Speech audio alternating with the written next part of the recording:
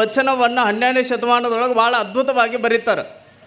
ಕಾಗೆ ಒಂದು ಅಗುಳ ಕಂಡಡೆ ಕೂಗಿ ಕರೆಯುವುದೇ ತನ್ನ ಕುಲವನ್ನೆಲ್ಲ, ಕೋಳಿ ಒಂದು ಗುಟುಕ ಕಂಡಡೆ ಕೂಗಿ ಕರೆಯುವುದೇ ತನ್ನ ಬಳಗವನ್ನೆಲ್ಲ, ಶಿವಭಕ್ತನಾಗಿ ಭಕ್ತಿ ಪಕ್ಷದೊಳಗಿದ್ದು ಆ ಕಾಗೆ ಕೋಳಿಗಳಿಗಿಂತ ಕರಕಷ್ಟ ಕಾಣ ಕೂಡಲ ಸಂಗಮ ದೇವ ಅಂತ ಬರೀತಾರೆ. ಈ ಮನುಷ್ಯ ಹೆಂಗಾಗ್ಯಾನ ಅನ್ನೋದಕ್ಕೆ ಹೇಳ್ತೀನಿ. ನೋಡಬೇಕು, ಏನಾದರೂ ಒಂದು ತಿನ್ನೋದು ಸಿಕ್ತಂದ್ರೆ ತಾನೊಬ್ಬನ ಮುಚ್ಚಿಕೊಂಡು ಒಂದು ರೂಮ್ ಒಳಗೆ ಹೋಗಿ ಕದ್ಕೊಂಡು ತಿನ್ನುವಂಥ ಮನಸ್ಥಿತಿ ಯಾರಿಗೈತೆ ಅಂದ್ರೆ ಮನುಷ್ಯನಿಗೆ ಐತ್ರಿ. ಆದರೆ ಯಾವ ಪ್ರಾಣಿಗಳಿಗೂ ಇಲ್ಲ ನೋಡ್ರಿ. ಅದು ಕಾಗೆ ಏನೋ ಒಂದು ಸಣ್ಣ ಇಟ್ಟ ಒಂದು ಅಗಳ ಸಿಕ್ತಂದ್ರೆ ಕಾವು ಕಾವು ಅಂತ ಎಲ್ಲ ತನ್ನ ಕಾಗೆಗಳನ್ನು ಕರೆದು, ತನ್ನ ಗುಂಪುಗಳನ್ನು ಕರೆದು, ತನ್ನ ಗೆಳೆಯರನ್ನು ಕರೆದು ಅವ್ರ ಜೊತೆ ಹೊಂದಾಣಿಕೆ ಮಾಡ್ಕೊಂಡು ತಿನ್ನೋ ಸ್ವಭಾವ ಯಾರಿಗೈತ್ರಿ? ಕಾಗಿಗೈತೆ. ಕೋಳಿ ಬರೀ ಒಂದು ಗುಟಕ್ಕೆ ಏನರ ಒಂದು ಸಣ್ಣ ಗುಟಕ ಅಂತಂದ್ರೆ ಎಲ್ಲ ತನ್ನ ಬಳಗವನ್ನು ಕರೆದು ತಿನ್ನುವಂಥ ಸ್ವಭಾವ ಎದಕ್ಕೈತಂದ್ರೆ ಕೋಳಿಗೈತೆ.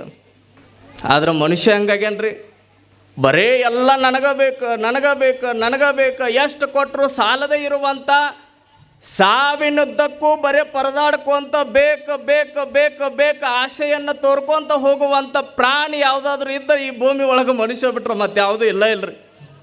ಹೌದಲ್ರಿ? ಎಷ್ಟು ಬೇಕಂದ್ರೆ ನೋಡ್ಬೇಕು. ಇತ್ತೀಚಿನ ದಿನಮಾನದೊಳಗೆ ಮನೆ ಮ್ಯಾಲ ಮನೆ ಕಟ್ಟ್ಯಾರ, ಎಷ್ಟು ದೊಡ್ಡ ಶ್ರೀಮಂತರಾಗಿ ಮೆರ್ಯಾಕತ್ತಾರ, ಅಂತಸ್ತಿನ ಮ್ಯಾಲ ಅಂತಸ್ತು ಕಟ್ಟ್ಯಾರ, ಬಹಳ ಚಲೋ ಕಾರ್ ತೊಗೊಂಡು ಬಂದಾರ, ಭಾಳ ಚಲೋ ಪ್ಲಾಟ್ಗಳನ್ನು ಮಾಡಕತ್ತೀರಿ. ಹುಬ್ಬಳ್ಳಿ ಸಿಟಿ ಒಳಗೆ ಬಹಳ ಚಲೋ ಜಮೀನು, ಭಾಳ ಚಲೋ ಪ್ಲಾಟ್ಗಳನ್ನು ಖರೀದಿ ಮಾಡಕತ್ತೀರಿ. ಆದ್ರೆ ಒಂದೇ ಕಡಿಮೆ ಆಗೈತಿ, ಏನಂದ್ರೆ ಮಾನವೀಯತೆ ಕಡಿಮೆ ಆಗತ್ತೈತೆ ನೋಡ್ರಿ, ಮನುಷ್ಯತ್ವ ಕಡಿಮೆ ಆಗತ್ತೈತೆ ನೋಡು. ಆ ಮನುಷ್ಯತ್ವವನ್ನು ಹೊಳ್ಳಿ ಕೂಡಿಸುವ ಸಲುವಾಗಿ ಇಂಥ ಕಾರ್ಯಕ್ರಮಗಳನ್ನು ಮಾಡಕತ್ತಾರ. ಮನುಷ್ಯ ಭಾಳ ಆಕಾಶದೊಳಗೆ ಹಾರೋದನ್ನು ಕಲಿತಾನ, ಮೀನಿನಂತೆ ನೀರಿನೊಳಗೆ ಈಜೋದನ್ನು ಕಲಿತಾನ. ಆದರೆ ಮನುಷ್ಯನಾಗಿ ಬಾಳೋದನ್ನು ಕಲ್ತಿಲ್ಲ ನೋಡ್ರಿ. ಇತ್ತೀಚಿನ ದಿನಮಾನದೊಳಗೆ ಹೆಂಗಾಗ್ಯಾವಂದ್ರೆ ನಿಮಗೆಲ್ಲ ಬಹಳ ದೂರದ ಕಥೆಯನ್ನು ಹೇಳೋದಿಲ್ಲ ನಾನು. ಸಿರಸಂಗಿ ಲಿಂಗರಾಜರು ಅಂತ ದಾನಶೂರರು ಅಂತ, ದಾನವೀರರು ಅಂತ ಕರೀತಾರ. ಆತರ ಸಿರಸಂಗಿ ಲಿಂಗರಾಜರು ಬಹಳ ಸರಳತೆಯ ಸಾತ್ವಿಕ ಮನುಷ್ಯರವರು. ಭಾಳ ಚಲೋ ಬಟ್ಟೆಗಳನ್ನು ಉಟ್ಕೊಳ್ತಿದ್ದಿಲ್ಲ. ಈ ಊರಿನೊಳಗೂ ಬಹಳ ಜನ ಸರಳ ಸಜ್ಜನಿಕೆ ವ್ಯಕ್ತಿಗಳದಾರ, ಎಷ್ಟೋ ಗಳಿಸಿದ್ರು ಕೂಡ ಬಹಳ ಸರಳ ಅದಾರ. ಅವ್ರು ಹೇಳಿದ ಮೇಲೆ ಗೊತ್ತಾಗತ್ತೆ ನನಗೆ, ಅಪ್ಪವ್ರು ಇಷ್ಟೆಲ್ಲ ಮಾಡಿವ್ರಿ ಅಂದಾಗ ನಿಮ್ಮ ವ್ಯಕ್ತಿತ್ವ, ನಿಮ್ಮ ವೇಷಭೂಷಣವನ್ನು ನೋಡಿದ್ರೆ ಹಂಗೆ ಅನ್ಸಂಗಿಲ್ಲ ನೋಡ್ರಿ ಅಂತ ನಾನು ಅಂದಿದ್ದು ಉದಾಹರಣೆಗಳದಾವು ನೋಡ್ರಿ. ಯಾವಾಗ ಸಿರಸಂಗಿ ಲಿಂಗರಾಜರು ಅವ್ರ ಆಸ್ತಿ ಎಟ್ಟಂತ ಕೇಳ್ತೀರಿ, 600 ಎಕರೆ ಜಮೀನು ಅವ್ರದ್ದು. ಎಷ್ಟು ರೀ? 600 ಎಕರೆ. ಇವತ್ತು ನಮ್ಮ ಊರೊಳಗೆ ಬರೀ 60 ಎಕರೆ ಇದ್ರೆ ಕೈ ಸಿಗಂಗಿಲ್ಲ. ಇವತ್ತು ಎಟ್ರಿ? ಬರೀ 60 ಎಕರೆ ಇದ್ರೆ ಕೈ ಸಿಗಂಗಿಲ್ಲ. ಆದರೆ ನೋಡ್ರಿ, 600 ಎಕರೆ ಜಮೀನವನ್ನು ಹೊಂದಿರುವಂಥ ಸಿರಸಂಗಿ ಲಿಂಗರಾಜರು ಎಷ್ಟು ಸರಳತೆಯ ಮನುಷ್ಯ ಅಂದ್ರೆ ಯಾವತ್ತೂ ಕೂಡ ಬಹಳ ಚಲೋ ಕಿಮ್ಮತ್ತಿನ ಬಟ್ಟೆಗಳನ್ನು ಉಟ್ಕೊಂಡವ್ರಲ್ಲ ಅವರು. ನಾವೆಲ್ಲ ಹೆಂಗೆ ಅಳಿತೀವಿ ಅಂದ್ರೆ ಬರೀ ಮ್ಯಾಲಿನ ವೇಷಭೂಷಣವನ್ನು ನೋಡಿ ಒಬ್ಬ ವ್ಯಕ್ತಿಯನ್ನು ಅಳಿತೀವಿ ನಾವು. ಹೆಂಗೆ ವೇಷಭೂಷಣವನ್ನು ನೋಡಿ ಅಳಿತೀವಿ ಅಂದ್ರೆ ಯಾರೋ ಒಬ್ಬ ಕಾಲೇ ಪಾತ್ರೆ ಹಿಡ್ಕೊಂಡು ಹೊರಟಿರುವಂಥ ಮನುಷ್ಯನ ನೋಡಿ ನಾವೇನು ಅಂದ್ಕೊಳ್ತೀವಿ ರೀ? ಭಿಕ್ಷಾ ಬಿಡಕ್ಕೆ ಬಂದಿರ್ಬೇಕಂತ ಅಂದ್ಕೊಳ್ತೀವಿ ನಾವು. ಖಾಲಿ ಪಾತ್ರೆ ಹಿಡ್ಕೊಂಡು ಹೋಗುವಂಥ ಮನುಷ್ಯನ ನೋಡಿ ನಾವೇನು ಅಂದ್ಕೊಳ್ತೀವಿ ಅಂದ್ರೆ ಏನೋ ಭಿಕ್ಷಾ ಬೇಡಕ್ಕೆ ಬಂದಿರ್ಬೋದು ಅಂತ ನಾವು ತಿಳ್ಕೊತೀವಿ. ಆದ್ರೆ ಅದು ನಿಜ ಸ್ಥಿತಿ ಏನಂದ್ರೆ ದಾನ ಮಾಡಿ ಕಾಲೇ ಪಾತ್ರೆ ಇಟ್ಕೊಂಡು ಹೊಂಟಾನ ಅನ್ನೋದು ನಮಗೇನು ಗೊತ್ತ್ರಿ? ಹೌದಲ್ರಿ? Don't judge by book by it's cover ಅಂತ ಭಾಳ ಅದ್ಭುತವಾಗಿ ಒಂದು ಇಂಗ್ಲೀಷ್ ಕವಿ ಬರೀತಾನೆ. ಬರೀ ಮ್ಯಾಲಿನ ಮುಖಪುಟವನ್ನು ನೋಡಿ ಒಳಗಿನ ಪುಸ್ತಕದೊಳಗೆ ಏನೈತೆ ಅನ್ನೋದು ಅಳ್ಯಾಕೆ ಹೋಗಬೇಡ ಅಂತ ಬರೀತಾನ ಆತ. ನೋಡ್ರಿ, ಸಿರಸಂಗಿ ಲಿಂಗರಾಜರು 600 ಎಕರೆ ಜಮೀನವನ್ನು ಹೊಂದಿದ್ರು ಕೂಡ ಸಿರಸಂಗಿ ಲಿಂಗರಾಜರು ಎಷ್ಟು ಸರಳ ಇದ್ದರು ಅಂದ್ರೆ ತಮ್ಮ ಜಮೀನೊಳಗೆ ಒಂದು ಮಾವಿನ ಗಿಡದ ಕೆಳಗೆ ಇಂಥ ಬಿಸಿಲಿನೊಳಗೆ ಮಧ್ಯಾಹ್ನ ಮಲಗಿದ್ರಂತ. ಗಿಡದ ಕೆಳಗಡೆ ಮಲಗಿರುವಂಥ ಸಂದರ್ಭದೊಳಗೆ ಯಾರೋ ಒಬ್ಬ ಹುಡುಗ ಓಡಿ ಬಂದು ಮಾವಿನ ಹಣ್ಣು ನೋಡ್ತಾನೆ. ಭಾಳ ಚಲೋ ಮಾವಿನ ಹಣ್ಣು ಆಗ್ಯಾವು. ಆ ಮಾವಿನ ಹಣ್ಣು ನಾನು ತೊಗೊಂಡು ಹೋಗ್ಬೇಕಂತ ತಿಳ್ಕೊಂಡು ಒಂದು ಕಲ್ಲು ತೊಗೊಂಡು ಅವನು ಆ ಮಾವಿನ ಗಿಡಕ್ಕೆ ಒಗೆದು ಬಿಡ್ತಾನೆ. ಯಾವಾಗ ಮಾವಿನ ಗಿಡಕ್ಕೆ ಒಗೆದ ಒಂದು ಕಲ್ಲು ಮಾವಿನ ಹಣ್ಣಿಗೆ ಟಚ್ ಆಗಲಾರ್ದ ಆ ಕಡೆ ಹೋಗಿ ಬಿತ್ತು. ಎರಡನೇ ಕಲ್ಲು ಯಾವಾಗ ಮಾವಿನ ಹಣ್ಣಿಗೆ ಬಡಿಯುವುದರೊಳಗೆ ಆ ಮಾವಿನ ಗಿಡಕ್ಕೆ ಬಡ್ದು ಆ ಕೆಳಗೆ ಮಲಗಿರುವಂಥ ಸಿರಸಂಗಿ ಲಿಂಗರಾಜರ ತಲೆಗೆ ಬಿದ್ದು ಬಿಡ್ತದೆ. ಯಾವಾಗ ಸಿರಸಂಗಿ ಲಿಂಗರಾಜರ ತಲೆಗೆ ಬಿತ್ತು ರಕ್ತ ಬರಾಕತ್ತೆ ನೋಡ್ರಿ. ಅವಾಗ ನೋಡ್ರಿ, ನಮ್ಮ ಜಮೀನೊಳಗೆ ಯಾರೋ ಒಬ್ಬ ಕಾಲಿಟ್ರನ್ನ ಕಾಲು ಕತ್ತರಿಸುವಂಥ ಪಕ್ಕಿ ನಾವೆಲ್ಲ ಬರೇ ಕಾಲು ಇಟ್ಟು ಬರೇ ಅವ ಹಿಂಗೆ ನೋಡ್ಕೊಂಡು ಹೋದ್ರೆ ಮನೆಗೆ ಹೋಗಿ ಕಾಲು ಕತ್ತರಿಸಿ ಬರುವಂಥ ದಿನಮಾನದೊಳಗೆ ನಾವೆಲ್ಲ ಹುಟ್ಕೊಂಡಿವಿ. ಇತ್ತೀಚೆಗೆ ದಿನಮಾನದೊಳಗೆ ಹೆಂಗಾಗ್ಯಾವ ಅಂದ್ರೆ ಸರ್, ಮೊನ್ನೆ ಯಾವುದೋ ಒಂದು ಕೇಸ್ ನೋಡಿದೆ ನಾನು. ಎಂಥ ಕೇಸ್ ಅಂದ್ರೆ ಬರೀ ಒಂದು ಮನೆ ಮುಂದೆ ಹಾಕಿದ ಸಗಣಿ ಸಲುವಾಗಿ ಕೋರ್ಟಿಗೆ ಹೋಗ್ಯಾರಂತ್ರಿ. ಎದ್ರ ಸಲುವಾಗಿ ರೀ ಅವ ಆಶ್ಚರ್ಯ ಆಗತ್ತಲ್ರಿ ನಮಗೆಲ್ಲ. ಮನೆ ಮುಂದೆ ಹಾಕಿದ ಸಗಣಿ ಸಲುವಾಗಿ ಕೋರ್ಟಿಗೆ ಹೋಗ್ಯಾರಂತ. ಎಷ್ಟು ಅದ್ಭುತ ಪವಾಡಗಳು ನಮ್ಮ ದೇಶದೊಳಗೆ ಅದಾವ ಅಂದ್ರೆ ನೋಡ್ರಿ. ಸಿರಸಂಗಿ ಲಿಂಗರಾಜರು ಯಾವಾಗ ತಮ್ಮ ತಲೆಗೆ ಕಲ್ಲು ಬಿದ್ದರೂ ಕೂಡ ರಕ್ತ ಬರಾಕತೈತ, ಮಾರನೇ ದಿನ ತನ್ನ ಎಲ್ಲ ಪೇಯಗಳನ್ನು ತನ್ನ ಸೇವಕರನ್ನು ಕರೆದು ಹೇಳಿದ್ರಂಥವ್ರು. ಏನು ಹೇಳಿದರು ಅಂದ್ರೆ, ಆ ಹುಡುಗ ಯಾವ ಹುಡುಗ ಕಲ್ಲು ಒಗದಾನಲ್ಲ ಆ ಹುಡುಗನ ಮನೆ ಅಡ್ರೆಸ್ ತಿಳ್ಕೊರಿ ಅಂದ್ರಂತ. ಮಾರನೇ ದಿನ ಎಲ್ಲ ಮನೆ ಅಡ್ರೆಸ್ ತಿಳ್ಕೊಂಡು ಬಂದು ಸಿರಸಂಗಿ ಲಿಂಗರಾಜರ ಹತ್ರ ಹೇಳಿದ್ರಂತ, ರಾಜರ ಹಿಂಗ ಈ ಮನೆ ಇಲ್ಲೈತೆ ನೋಡ್ರಿ, ಈ ಬೀದಿ ಒಳಗೆ ಐತೆ ಅಂತ ಹೇಳಿರುವಂಥ ಸಂದರ್ಭದೊಳಗೆ ಕರ್ಕೊಂಡು ಬರೋನೇನ್ರಿ, ಎಳ್ಕೊಂಡು ಬರೋನೇನ್ರಿ ಅಂತ ಕೇಳಿರುವಂಥ ಸಂದರ್ಭದೊಳಗೆ ಸಿರಸಂಗಿ ಲಿಂಗರಾಜರು ಹೇಳಿದ್ರಂತ, ಆ ಮನುಷ್ಯ ಬರೋದು ಬೇಕಾಗಿಲ್ಲಪ್ಪ, ನಾನೇ ಅಲ್ಲಿ ಹೋಗ್ತೀನಿ ಅಂದ್ರಂತ. ಅವಾಗ ಅವ್ರು ಇದ್ದವ್ರು ಎಲ್ಲರೂ ತಿಳ್ಕೊಂಡ್ರಂತ, ಓ ಸಿರಸಂಗಿ ಲಿಂಗರಾಜರು ಏನರ ಒಂದು ಕಠಿಣ ಶಿಕ್ಷೆ ಕೊಡ್ತಾರ ಅನ್ಕೊಂಡ್ರಂತ. ಸಿರಸಂಗಿ ಲಿಂಗರಾಜರು ಅವ್ರ ಮನೆಗೆ ಹೋಗಿ ಯಾವ್ದ್ರ ಒಂದು ಕಠಿಣ ಶಿಕ್ಷೆಯನ್ನು ಕೊಡ್ಬೋದು ರಾಜರಂತ ತಿಳ್ಕೊಂಡಿರುವಂಥ ಸಂದರ್ಭದೊಳಗೆ ಮಾರನೇ ದಿನ ಆ ಹುಡುಗನ ಮನೆಗೆ ಹೋಗಿ ಕುರ್ಚೆದೊಳಗೆ ಕುಳಿತುಕೊಂಡು ತಂದೆ ತಾಯಿಗಳು ಹೆದರಾಕತ್ತಿದ್ರಂತ. ಸಿರಸಂಗಿ ಲಿಂಗರಾಜರು ಹೋದವರು ಒಂದೇ ಮಾತು ಹೇಳಿದ್ರಂತ, ಆ ಮಗು ಆ ಫಲವನ್ನು ಬಯಸಿ, ಆ ಮಗು ಆ ಹಣ್ಣನ್ನು ಬಯಸೈತಪ್ಪ, ಆ ಏನು ಮಾವಿನ ಗಿಡ ಆಗ ಹೊಲದೊಳಗೆ 1 ಎಕರೆ ಜಮೀನೊಳಗೆ ಬೆಳೆದತ್ತಲ್ಲ, ಆ 1 ಎಕರೆ ಜಮೀನವನ್ನು ನಿನ್ನ ಮಗನ ಹೆಸರು ಮ್ಯಾಗ ಬರೆದು ಕೊಡ್ತೀನಿ, ತೊಗೊಂಡು ಬಿಡ್ರಿ ಅಂದ್ರಂತ ಸಿರಸಂಗಿ ಲಿಂಗರಾಜರು. ಎಂಥ ದೊಡ್ಡ ವ್ಯಕ್ತಿ ರೀ. ಇಂಥವ್ರು ಯಾರು ಅದಾರನ್ರಿ? ಈಗ ಬಡವ್ರು ಅದೀವ್ರಿ, ಕಾಡಿ ಬೇಡಿ ಇಸ್ಕೊಂಡ್ರು ಕೂಡ ಕೊಡ್ಲಾರ್ದಂಥ ದಿನಮಾನದೊಳಗೆ ನಾವೆಲ್ಲರೂ ಕೂಡ ಅದೀವಿ. ಆದರೆ ನೋಡ್ರಿ, ಸಿರಸಂಗಿ ಲಿಂಗರಾಜರು ಅದಕ್ಕೆ ದಾನಸೂರರು ಅಂತ ಕರೆಸಿಕೊಂಡ್ರು. ಅವರು ದಾನಸೂರ, ದಾನವೀರ ಅಂತ ಸಿರಸಂಗಿ ಲಿಂಗರಾಜರು ಕರೆದ್ರು. ಇನ್ನೊಬ್ರು ಅದಾರ ನೋಡ್ರಿ, ದಾನಸೂರ ಅಂದಾಗ ನಮಗೆ ನೆನಪು ಬರೋದು ಯಾರ್ರಿ? ದಾನಸೂರನಾಗಿರುವಂಥ ಕರ್ಣ ನೆನಪಿಗೆ ಬರ್ತಾನೆ ನೋಡ್ರಿ. ದಾನವೀರ ಸಿರಸಂಗಿ ಲಿಂಗರಾಜರಾದ್ರೆ ದಾನಸೂರ ಯಾರು ಅಂದ್ರೆ ಕರ್ಣ ನೋಡ್ರಿ. ಬರೀ ಚೌರ ಮಾಡುವಂಥ ಮನುಷ್ಯ ಆತ, ಭಾಳ ದೊಡ್ಡ ಮನುಷ್ಯ ಅಲ್ಲ. ಬರೀ ಚೌರ ಮಾಡಿಕೊಂಡು ದಿನನಿತ್ಯದ ಜೀವನವನ್ನು ಸಾಗಿಸುವಂಥ ಆ ಕರ್ಣನ ಹತ್ತಿರ ಯಾರೋ ಒಬ್ಬ ಬಂದ ಏನ್ರಿ ಇದ್ರ ಕೊಡ್ರಿ ಅಂದಂತ. ಅವಾಗ ಏನು ತಮ್ಮ ಎಡಗಡೆ ಒಂದು ಬೆಳ್ಳಿ ಲೋಟ ಇಟ್ಕೊಂಡು ನೀರು ತುಂಬಿಕೊಂಡು ಕ್ಷೌರ ಮಾಡುವಂಥ ಸಂದರ್ಭದೊಳಗೆ ಆಗ ಕರ್ಣ ಅನ್ಕೊಂಡಂತ ಹಿಂದೆ ಮುಂದೆ ಏನೂ ವಿಚಾರ ಮಾಡಲಾರ್ದ ಆ ಲೋಟವನ್ನು ತೊಗೊಂಡು ಆ ಭಿಕ್ಷುಕನ ಕೈ ಒಳಗೆ ಕೊಡಾಕತ್ನಂತ. ಅವಾಗ ಭಿಕ್ಷುಕನಿಗೆ ಯಾರೋ ಏನೋ ಹೇಳಿದ್ರು, ನಾವು ಅನ್ನಾಗತ್ತಿರ್ತೀವಿ ನೋಡ್ರಿ, ಏನರ 1,000 ರೂಪಾಯಿ ನಿಮ್ಮ ಕೈಯಿಂದ ಕೊಡಾಕ ಬಂದಂದ್ರೆ, ಮಾರಯ್ಯ ಎಡಗೈಯಿಂದ ಕೊಡಾಕತ್ತಿ, ಅದನ್ನ ಬಲಗೈಯಿಂದ ಕೊಡು ಅಂತೀವಿ ನಾವು, ಹೌದಲ್ರಿ? ಯಾರೋ ಒಬ್ರು ಹೇಳಿರ್ತಾರೆ, ನಮ್ಗೆ ಎಡಗೈಯಿಂದ ತೊಗೊಂಡಿದ್ದು ಅದು ಹೊಟ್ಟೆ ನಮ್ಮ ಹತ್ರ ಉಳಿಯಂಗಿಲ್ಲ ಅಂತ. ನೋಡ್ರಿ, ಆ ಭಿಕ್ಷುಕನಿಗೆ ಯಾರು ಹೇಳಿದ್ರು ಏನೋ ಗೊತ್ತಿಲ್ಲ, ಕೊಡೋದು ಮನಸ್ಸು ಬಹಳ ಚಲೋ ಐತಪ್ಪ, ಕೊಡೋದು ಕೊಡಾಕತ್ತಿ, ಅದು ಎಡಗೈಯಿಂದ ಕೊಡಾಕತ್ತಿ, ಅದನ್ನು ಬಲಗೈಗೆ ತೊಗೊಂಡು ಕೊಡು ಅಂದ ಭಿಕ್ಷುಕ. ಏನು ಸಿಗಾಕತ್ತದ್ರಿ? ಕೆಮ್ಮತ್ತಿನ ಬೆಳ್ಳಿ ಲೋಟ ಸಿಗಾಕತ್ತೆ, ತೊಗೊಂಡು ಹೋಗ್ಬೇಕಿಲ್ರಿ ಇವ. ಅದನ್ನು ಬಲಗೈಯಿಂದ ಕೇಳಾಕತ್ತಾನ. ಕರ್ಣ ಅಂದ, ಮೊದಲು ತೊಗೊಳು ಮರ ಇದನ್ನು. ಇಲ್ಲ ಅದು ನನ್ನ ಹತ್ರ ಉಳಿಯಂಗಿಲ್ಲ, ಕೊಡೋದಿದ್ರೆ ಬಲಗೈಯಿಂದ ಕೊಡ್ರಿ, ಇಲ್ಲ ಅಂದ್ರೆ ಬೇಡ ಅಂದ. ಕರ್ಣ ಅಂದ, ಮೊದಲು ಇದನ್ನು ತೊಗೊಳ್ಳೋ ಮಾರಯ್ಯ ಅಂತ ಅದನ್ನು ಬೆಳ್ಳಿ ಲೋಟ ಹಿಂಗೆ ಕೈಯಾಗಿ ಹಿಡ್ಕೊಂಡವನ ಕೈ ಒಳಗೆ ಕೊಟ್ಟು ಹೇಳಿದಂತ ನೋಡ್ರಿ.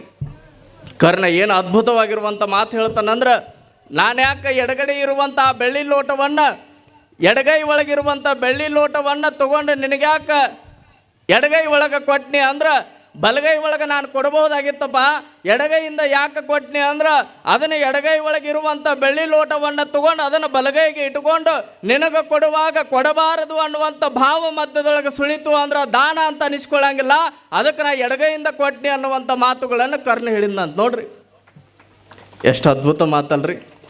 ನಮ್ಮ ಈಗಿನ ಒಂದರ ಅದಾವನ್ರಿ ಹಿಂಗೆ ಬರೀ ನೋಡಬೇಕು. ದಾನ ಅನ್ನೋದು ಕೇಳಬೇಡ್ರಿ, ದಾಸೋ ಅನ್ನೋದು ಕೇಳಬೇಡ್ರಿ. ಆಗಿನ ಕಾಲದೊಳಗೆ ಇಂಥ ಕಾರ್ಯಕ್ರಮಗಳು ನಡೀತಿದ್ವು ಅಂದ್ರೆ ಈಗಿನ ಹಂಗೆ ಭಾಳ ಚಲೋ ಬಸ್ ವ್ಯವಸ್ಥೆಗಳಿರಲಿಲ್ಲ, ಭಾಳ ಚಲೋ ಕಾರಿನ ವ್ಯವಸ್ಥೆಗಳಿರಲಿಲ್ಲ, ಭಾಳ ಚಲೋ ಬೈಕ್ ವ್ಯವಸ್ಥೆಗಳಿರಲಿಲ್ಲ. ಆದರೂ ಕೂಡ ಹಳ್ಳಿಯಿಂದ ಚಕ್ಕಡಿಗಳನ್ನು ತುಂಬಿಕೊಂಡು ಇಂಥ ಕಾರ್ಯಕ್ರಮಕ್ಕೆ ಬಂದು ದಾಸೋಹಗಳನ್ನು ಮಾಡಿ ಹೋಗುವಂಥ ಹಿಂದಿನ ಹಿರಿಯರು ಈಗೆಲ್ಲ ಎಲ್ಲ ವ್ಯವಸ್ಥೆ ದೇವರು ಬೇಡಿದ್ದನ್ನು ಕೊಟ್ಟ ನಮಗೆ, ಆದರೂ ಕೊಡಬಾರ್ದು ಅನ್ನುವಂಥ ಭಾವ ಐತೆ ನೋಡ್ರಿ. ಯಾವಾಗ ಮನುಷ್ಯನೊಳಗೆ ನಾ ಕೊಡಬಾರದು ಅನ್ನುವಂಥ ಭಾವ ಬರ್ತದಲ್ಲ, ಇನ್ನೊಂದು ಕೊಟ್ಟರು ಕೂಡ ನಾ ಕೊಟ್ಟೆ ಅನ್ನುವಂಥ ಭಾವ ಬರ್ತದಲ್ಲ, ಭಗವಂತ ಮೆಚ್ಚಂಗಿಲ್ಲ ಅಂತ. ಮಾಡಿದೆನೆಂಬುದು ಮನದಲ್ಲಿ ಹೊಳೆದರೆ ಏಡಿಸಿ ಕಾಡಿತ್ತು ಶಿವನ ಡಂಗುರ. ಮಾಡಿದೆ ನೆನ್ನದಿರ ಲಿಂಗಕ್ಕೆ, ನೀಡಿದೆ ನೆನ್ನದಿರ ಜಂಗಮಕ್ಕೆ. ಮಾಡಿದ್ದು ನೀಡಿದ್ದು ಮನದಲ್ಲಿಲ್ಲದಿದ್ದರೆ ಬೇಡಿದ್ದ ನೀವ ನಮ್ಮ ಕೂಡಲ ಸಂಗಮ ದೇವ ಅಂತ ಬರೀತಾರೆ ಭಗವಂತ. ನೋಡ್ರಿ, ಮಾಡಿದೆ ನಾ ನೀಡಿದೆ ಅನ್ನುವಂಥ ಭಾವ ನಿನ್ನೊಳಗೆ ಇರಲಿಲ್ಲ ಅಂದ್ರೆ ಭಗವಂತ ಬೇಡಿದ್ದನ್ನು ನಿಮಗೆ ಕೊಡ್ತಾನಂತ. ಅಂಥ ಭಾವವನ್ನು ನಾವು ರೂಢಿಸ್ಕೊಳ್ಬೇಕು. ಇತ್ತೀಚೆಗೆ ನಮ್ಮ ಮಠಕ್ಕೆ ಒಬ್ಬ ಫ್ಯಾನ್ ಕೊಡಿಸಿದ್ದ. ಏನು ಕೊಡಿಸಿದ್ದಾರೆ? ಫ್ಯಾನ್ ಕೊಡಿಸಿದ್ದ.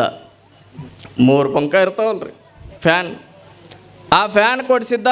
ಅದ್ರ ತುಂಬ ಹೆಸರು ಬರ್ಕೊಂಡಿದ್ದ. ಒಂದು ಕಡೆ ತನ್ನ ಹೆಂಡತಿ ಹೆಸರು, ಇನ್ನೊಂದು ಕಡೆ ಮಕ್ಕಳ ಹೆಸರು, ಇನ್ನೊಂದು ಕಡೆ ಅವ್ವ ಅಪ್ಪನ ಆಶೀರ್ವಾದ ಅಂತ ಬರೆದಿದ್ದ. ಭಾಳ ಚಲೋ ಪ್ರೀತಿಯಿಂದ ಕೊಡುಗೆಯನ್ನು ಕೊಟ್ಟಿದ್ದ.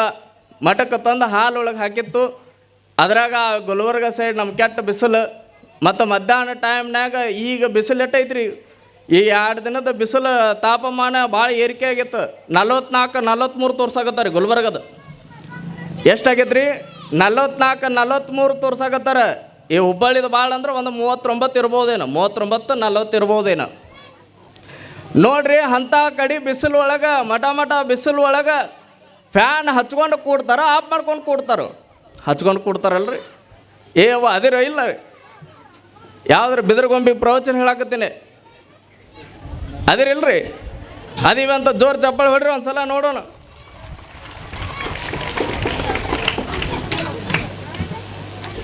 ಅಪ್ಪವ್ರು ನಿಮ್ಮನ್ನು ಬಿಟ್ಟು ಎಲ್ಲಿ ಹೋಗೋಣ್ರಿ ಅಂತೀರಿ ನೀವು. ಯಾಕಂದ್ರೆ ಇತ್ತೀಚೆಗೆ ಹೆಂಗಾಗ್ಯಾವಂದ್ರೆ ನೋಡ್ಬೇಕ್ರಿ, ಒಟ್ಟೆ ನಮ್ಮ ಈ ಜಂಜಾಟದ ಬದುಕು ಹೆಂಗೈತಂದ್ರೆ, ಸಿಟಿ ಬದುಕು ಹೆಂಗೈತಂದ್ರೆ, ಬೆಂಗಳೂರು ಅಂತ ಸಿಟಿ ಒಳಗೆ ಒಬ್ಬರ ಮುಖದೊಳಗೆ ನಗುನ ಕಾಣಂಗಿಲ್ರಿ ನಾವು. ಒಂದು ನಕ್ಕಿದ್ದ ಗೊತ್ತಿರಂಗಿಲ್ಲ. ಇತ್ತೀಚೆಗೆ ನಾನು ಅಲ್ಲೇ ಬೆಂಗಳೂರು ಅಂತ ವಿಜಯನಗರಕ್ಕೆ ಪ್ರವಚನಕ್ಕೆ ಹೋಗಿದ್ದೆ. ಆ ಪ್ರವಚನ ಯಾವಾಗ ಮಾಡಿದೆ, ಬೆಂಗಳೂರು ಅಂತ ಸಿಟಿ ಒಳಗೆ ಪ್ರವಚನಕ್ಕೆ ಒಪ್ಕೋಬಾರ್ದು ಅನ್ನಿಸ್ತು ನನಗೆ. ನಾನು ಜೀವನದಾಗ ಸಿಟಿ ಒಳಗೆ ಪ್ರವಚನಕ್ಕೆ ಹೋಗಬಾರ್ದು ಅನ್ನಿಸ್ತು ನನಗೆ. ಯಾಕೆ ಅನಿಸಿರ್ಬೇಕ್ರಿ? ಎಷ್ಟು ಕಷ್ಟದೊಳಗೆ ಕೂತಿರ್ತಾರಂದ್ರೆ ಅವರು ಎಳ್ಕೊಂಡು ಬಂದು ಮುಂದೆ ಕುಡಿಸಿರ್ತೀವಿ, ಹಿಂಗೆ ಕೂತಿರ್ತಾವ್ರಿ. ನಾವೇನ್ರ ನಗ್ಸಾಕ್ ಹೋದ್ವಿ ಅಂದ್ರೆ ಹಿಂಗೆ ಕೂತಿರ್ತಾವೆ. ಒಟ್ಟೆ ಮಾತಿಲ್ಲ, ಕತೆ ಇಲ್ಲ, ನಗೋದಿಲ್ಲ, ಏನೂ ಇಲ್ಲಲ್ರಿ, ಚಪ್ಪಾಳಿನೂ ಇಲ್ಲ. ನೋಡ್ರಿ, ಒಬ್ಬ ಭಾಳ ಚಲೋ ಬರ್ತಿದ್ದ. ಏನಂತ ಬರ್ತಿದ್ದ ಅಂದ್ರೆ, ನಮ್ಮ ಅಜ್ಜಿ ಮಾಡುತ್ತಿದ್ದಳು ರಾಗಿ ಮುದ್ದೆ, ನಮ್ಮ ಅಜ್ಜಿ ಇದ್ದ ಗಟ್ಟಿ ಮುಟ್ಟ ಅಂತ.